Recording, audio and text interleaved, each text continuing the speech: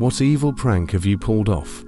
My co-workers in the Chicago office asked me to bring back a phone book and the hotel stationery from my business trip to Kansas City. They were preparing for another co-worker's bachelor party for the night before the wedding. The groom was known for drinking to an extent that was considered legendary. After a night of drinking, he woke up on the morning of his wedding in a hotel room. He checked the nightstand and found the Kansas City phone book. The desk was stocked with KC stationery. His friends had clued the front desk staff in on what was happening and convinced them to answer his room phone, "Good morning and welcome to the Kansas City Holiday Inn." It was 5 hours till the wedding, and he was actually only a couple miles from the venue, but the freak out was epic. Crazy, but it was a good prank. Over a decade ago, I worked in the warehouse of a guitar center. We dealt with inventory, shipping and receiving. We had a dumpster behind the store in a shared parking lot that people would leave random things in, even though it was not a public dumpster. One day, we found a broken beach chair in an open cardboard box. The box had a shipping label on it. It was left in such a way that it was easy to assume that the chair box combo was left by the same person. We packed the beach chair in another box and shipped it back to the customer. I wish I was there to see the person's face when they received their trash back via UPS. The revenge went crazy lol. My mum's laptop wallpaper was a picture of her granddaughter. I copied the picture 100 times and made her wallpaper a slideshow of the same picture over and over again. So the file would change, but nothing would change visibly on the monitor. The pictures would change every 10 seconds. On one of the images, I painted a tiny little curly mustache on her. So randomly for 10 seconds, my niece would have a mustache. My mum thought she was either losing her mind or had a computer virus. And every time the mustache popped up, it was gone by the time she tried to show anyone. Too innocent for me, I want chaos. I saw a post about switching around mayo and vanilla pudding, emptied out a mayo jar and cleaned it well. Filled it with a few pots worth of vanilla pudding and took it to uni. Our uni is very lax about eating during the lectures, so I waited until midday when I was sitting in the middle of all my friends and they were all eating their lunch. Cue me taking out the jar of mayo and a spoon, popping the lid and taking a big old spoonful with a grin. At first only the closest ones noticed, but after the third spoon, it was like everyone was frozen around me. Pin drop silence. After the fifth spoon someone forks retched, and the spell was broken. The looks of sheer terror and disgust was well worth the pain of eating vanilla pudding. I'm a chocolate kinda gal. I wouldn't be mad, I like mayo. When my brother and I were in middle school, my brother liked to skateboard with our next door neighbor.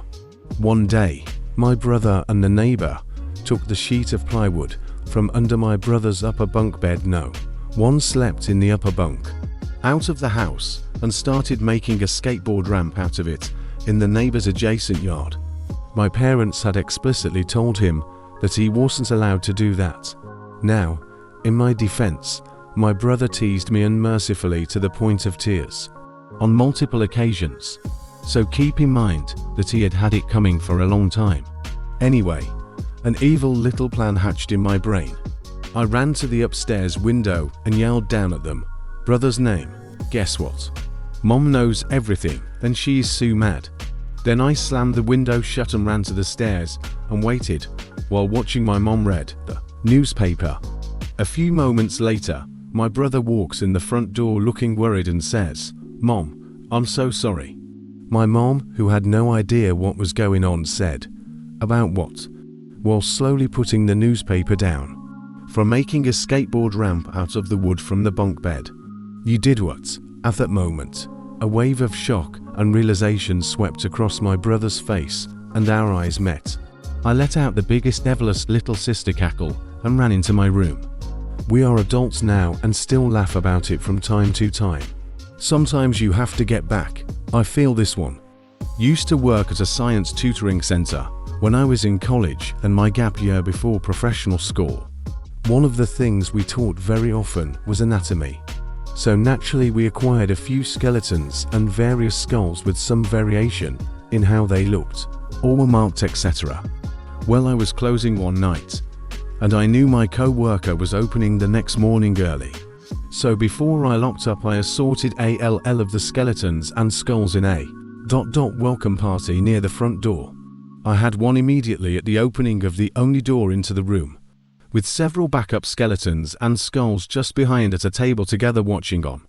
The best part was that you have to turn on the lights manually, and that switch is immediately to the side of the door opening.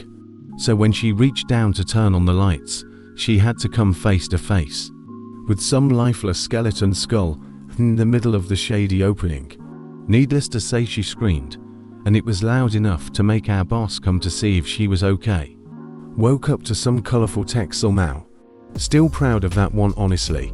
Lol, this one was a clever one. Not a prank I pulled off, but one I was victim to. My manager had left me in charge of the store when I was 16, not legal, but that's a whole other mess, for a whole weekend. Saturday went well, and I was happy with how I went.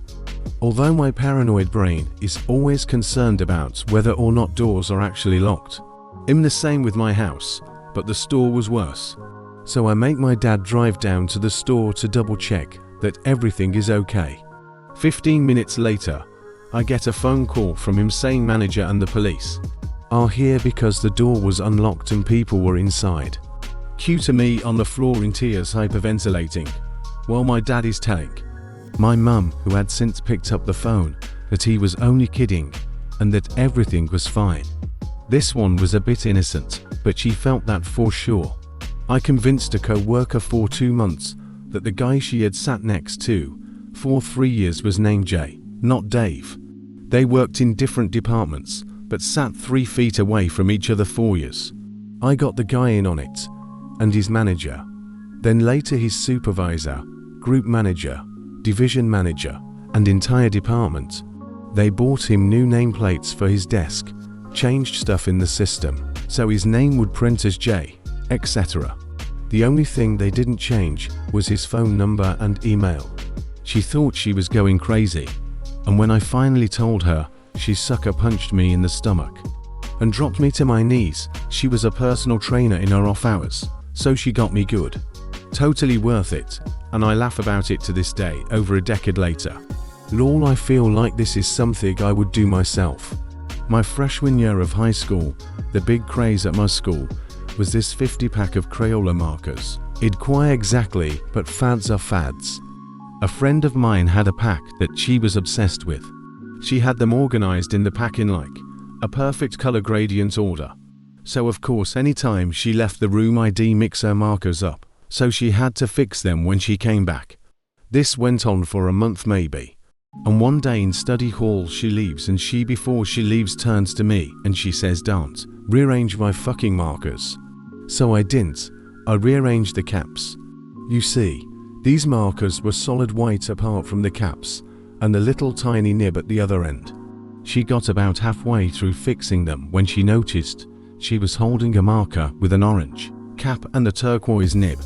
I can't tell you the joy I experienced when she looked at me and said, "You didn't even move the markers, did you?" I laughed so hard I was asked to leave the study hall. She didn't talk to me for 2 weeks. 100% worth it. She deserved that one for being so serious.